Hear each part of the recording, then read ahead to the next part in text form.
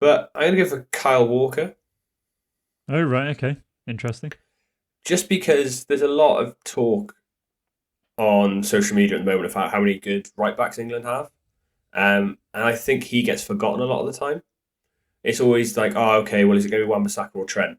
Is it Trent or Wan-Bissaka? Oh, is Reece James like the best of those two? Like, who's the best out of those three? And people just forget that Kyle Walker is probably been Man City's best player this season. I know it's only 5, 6 games in, but he's just immense. It just He gets is forgotten class. about. He's The world thing I class. the only thing I would say is that I think the reason he's not in the conversation for England's best right back is because he plays as England's right centre back in a three. Yeah, admittedly, but when we're talking about the best right back in the league, he doesn't come in. If we were going to do Yeah, that now, we'd both probably forget about him if we were well, having the yeah. I mean, conversation. he's one of mine that I just think he offers you so much. He's technically so brilliant. His recovery runs are just I've never seen anything like it. The And he's way he so makes up quick. ground, so Oh, so quick. quick. And so he's got so much desire as well. Like, you can be that quick and still jog back, or you can be that quick and say that player is 30 yards ahead of me and I'm not going to get there.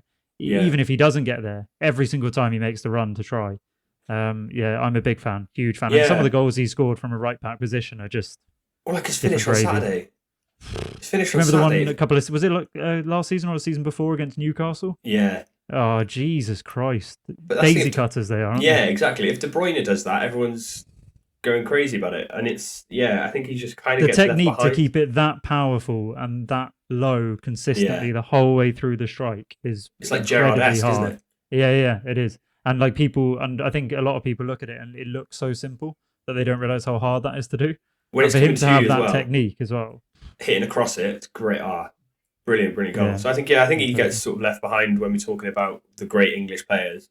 I know at some point, probably on the podcast, we'll do what our Dream England 11 is. But Mm, and if I was doing it before this weekend, I probably wouldn't have put Kyle Walker in my team. But he's got to be the best right back in England. He's got to be.